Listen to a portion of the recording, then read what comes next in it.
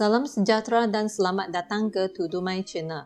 Sila subscribe dan like pada channel ini.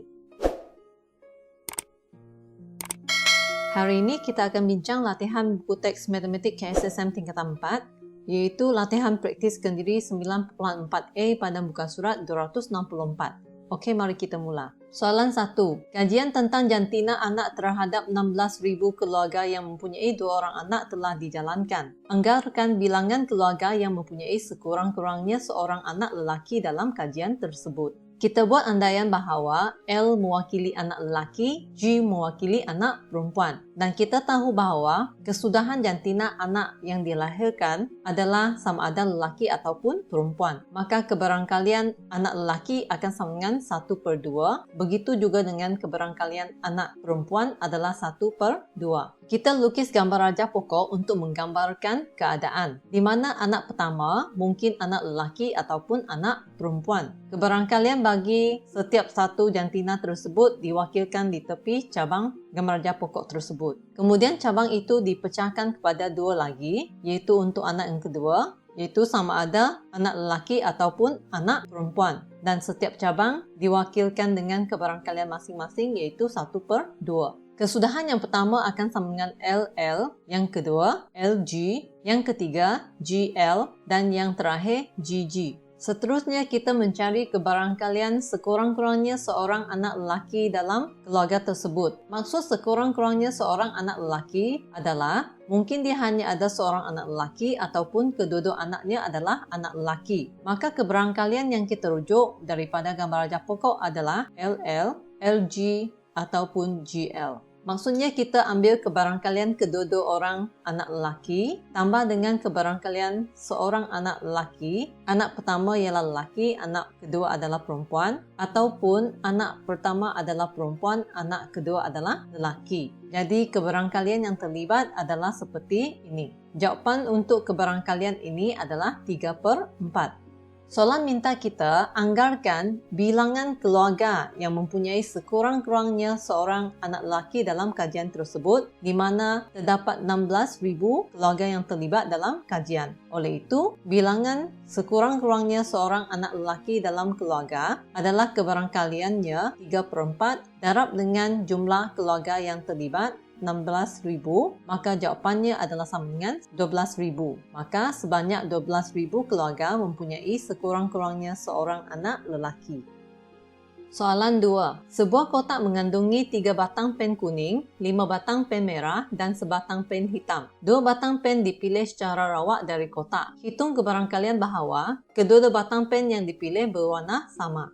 Mula-mula kita buat andaian bahawa K mewakili pen kuning, M mewakili pen merah, H mewakili pen hitam. Diberi dalam soalan, bilangan pen kuning adalah 3 batang, bilangan pen merah 5 batang, bilangan pen hitam adalah sebatang. Maka jumlah pen yang ada adalah sama dengan 3 tambah dengan 5 tambah dengan 1, iaitu 9 batang. Kita boleh lukis gambar rajah pokok untuk menggambarkan keadaannya, di mana cabang yang pertama ini mewakili pen pertama. Pen pertama itu mungkin adalah pen kuning, merah ataupun hitam. Di mana pen kuning kebarangkaliannya adalah 3 batang pen kuning dibahagi dengan jumlah pen 9. Kebarangkalian dapat pen merah adalah 5/9. Kebarangkalian dapat pen hitam adalah 1/9. Setiap cabang ini dipecahkan kepada cabang-cabang yang seterusnya untuk pen yang kedua.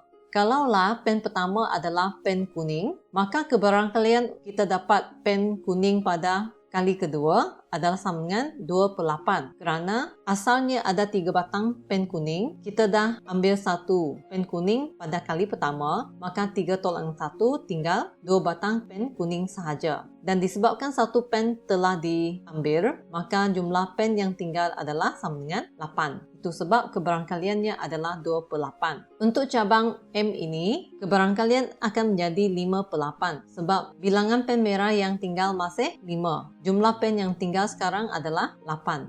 Kebarangkalian bagi H adalah 1/8. Bagi cabang yang seterusnya, kali pertama kita dapat pen merah, Maksudnya di sini, jumlah itu akan berkurang menjadi 8 seperti tadi. Bilangan pen kuning ini adalah kekal sama dengan 3. Jadi kebarangkalian pen kuning bagi pen kedua adalah 38. Manakala jika pen kedua adalah merah, kebarangkaliannya akan menjadi 48. Sebab kali pertama kita dah dapat pen merah. Jadi 5 pen merah ditolak 1, tinggal 4 pen merah lagi. Itu kebarangkaliannya adalah 48. Mungkin juga pen yang kedua adalah hitam, di mana kebarangkaliannya adalah sama dengan 1/8. Mungkin juga pen pertama yang kita dapat tadi adalah pen hitam. Kemudian pen yang kedua adalah berwarna kuning. Maka kebarangkalian pen kuning pada kali kedua adalah 3/8. Seterusnya, kebarangkalian kita dapat pen merah pada kali kedua adalah 5/8. Sebab bilangan pen merah yang tinggal masih 5. Tetapi kita tak payah lukis cabang untuk pen hitam lagi. Sebab jumlah pen hitam yang ada hanya sebatang sahaja. Dan ia sudah dicabut pada kali pertama. Jadi tak ada pen hitam tinggal lagi. Kemudian ini adalah kesudahan yang kita dapat untuk setiap cabang tersebut, iaitu KK, KM, KH, MK, MM, MH, HK, HM. Soalan minta kita hitung kebarangkalian bahawa kedua-dua pen adalah berwarna sama. Maka kebarangkalian kedua-dua pen adalah sama warna adalah kebarangkalian kedua-duanya berwarna kuning ataupun kedua-duanya berwarna merah. Jadi kita darabkan kebarangkalian yang terlibat, iaitu kedua-duanya kuning adalah 3/9 darab dengan 28 tambah dengan kebarangkalian kedua-duanya merah, iaitu 5/9 darab dengan 48. Jawapan akhir adalah 13/36.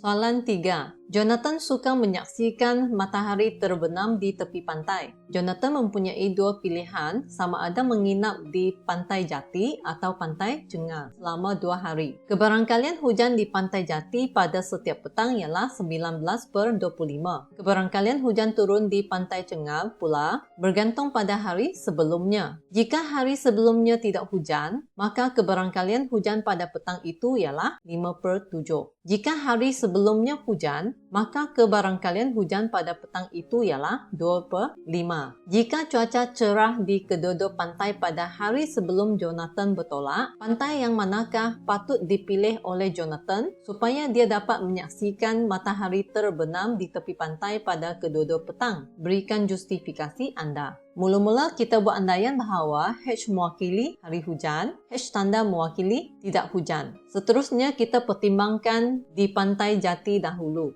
Diberi dalam soalan, kebarangkalian hujan di Pantai Jati adalah 19/25. Kita cari kebarangkalian tidak hujan, iaitu 1 tolak dengan kebarangkalian hujan 19/25. Jadi, ia akan sama dengan 6/25. Oleh itu, kebarangkalian tidak hujan kedua-dua hari di Pantai Jati akan sama dengan 6/25 darab dengan 6/25. Jawapan akhir adalah 0.0576. Manakala di Pantai Cengal pula, terdapat 2 kejadian di sini, iaitu kejadian hari sebelumnya tidak hujan, kebarangkalian dia akan berlainan dengan hari sebelumnya hujan. Tapi disebabkan keyword di sini, dia kata cuaca adalah cerah di kedua-dua pantai pada hari sebelum Jonathan bertolak. Maksudnya tidak hujan sebelum Jonathan bertolak. Jadi kita pertimbangkan kes hari sebelumnya tidak hujan sahaja, di mana kebarangkalian hujan akan sama dengan 5/7. Kita cari kebarangkalian tidak hujan dengan ambil 1 tolak dengan kebarangkalian hujan 5/7. Jawapannya adalah 2/7. Oleh itu, kebarangkalian tidak hujan pada kedua-dua hari di Pantai Cengal akan sama dengan 2/7 darab dengan 2/7. Jawapan akhirnya adalah 0.0816. Kita bandingkan nilai kedua-dua kebarangkalian ini. Didapati bahawa kebarangkalian bagi Pantai Cengal adalah lebih tinggi. Maka jawapannya adalah Pantai Cengal. Kerana kebarangkalian tidak hujan pada kedua-dua hari di Pantai Cengal adalah lebih tinggi. Soalan 4. Setiap pelanggan kedai naga yang berbelanja melebihi RM200 akan diberi peluang memutar roda bertuah yang mempunyai 6 sektor yang sama. 2 daripada sektor roda bertuah itu berwarna merah dan yang lain berwarna kuning. Jika jarum putaran roda bertuah berhenti di sektor berwarna merah, pelanggan tersebut berpeluang memilih baucer tunai dari kotak A. Jika jarum putaran roda bertuah berhenti di sektor berwarna kuning, pelanggan tersebut berpeluang memilih baucer tunai dari kotak B. Bilangan baucer tunai yang terdapat dalam kotak A dan kotak B ditunjukkan dalam jadual di bawah. Dianggarkan sebanyak 450 orang pelanggan, kedai Naga akan berbelanja melebihi RM200. Hitung bilangan baucer tunai bernilai RM10 yang perlu disediakan oleh kedai Naga. Baucer tunai yang telah dipilih akan digantikan dengan baucer yang baharu oleh kedai Naga supaya bilangan baucer tunai dalam kedua-dua kotak A dan B sentiasa kekal. Dalam soalan, dia kata, roda bertuah itu mempunyai 6 sektor yang sama. Maksudnya, peluang untuk setiap sektor itu adalah sama. Jadi, mula-mula kita buat andaian, katakan M mewakili sektor merah, K mewakili sektor kuning, A mewakili baucer RM10 dari kotak A, B mewakili baucer RM10 dari kotak B. Maka keberangkalian kita dapat sektor berwarna merah adalah 2/6, iaitu terdapat 2 sektor merah dan jumlah sektor yang terlibat adalah 6. Manakala keberangkalian dapat sektor kuning adalah 4 sektor kuning bahagi dengan jumlahnya iaitu 6. Keberangkalian A iaitu baucer RM10 dari kotak A adalah sama dengan 5 bahagi dengan jumlah baucer yang terdapat dalam kotak A iaitu 20 tambah dengan 5 sama dengan 25. Keberangkalian baucer RM10 dari kotak B pula adalah 20 bahagi dengan jumlah baucer dalam kotak B, iaitu 10 tambah dengan 20 sama dengan 30. Jika pelanggan itu dapat sektor berwarna merah, dia akan cabut dari kotak A. Maka kita boleh cari keberangkalian pelanggan yang mendapat sektor merah itu mendapat baucer RM10 dari kotak A dengan mendarab keberangkalian sektor merah, iaitu 2/6, dengan keberangkalian dapat baucer RM10 dari kotak A, iaitu 5/25. Jawapannya adalah 1/15. Untuk itu, kita boleh tentukan bilangan baucer tunai RM10 dalam kotak A yang perlu disediakan, iaitu keberangkalian baucer tunai RM10 dari kotak A, iaitu 1/15 tadi, darab dengan jumlah pelanggan yang ada, 450, iaitu 30 keping baucer tunai RM10 perlu disediakan untuk kotak A.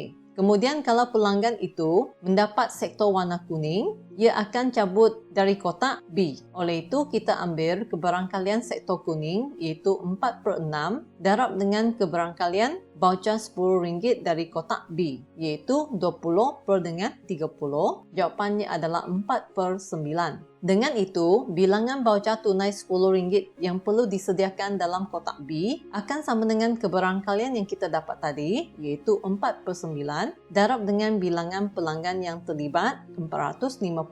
Jawapannya sama dengan 200. Baucer tunai RM10 perlu disediakan dalam kotak B. Maka, bilangan baucer tunai RM10 yang perlu disediakan keseluruhannya adalah 200 tambah dengan 30, iaitu 230 keping. Baiklah, perbincangan kita pada hari ini tamat di sini. Sekian, terima kasih.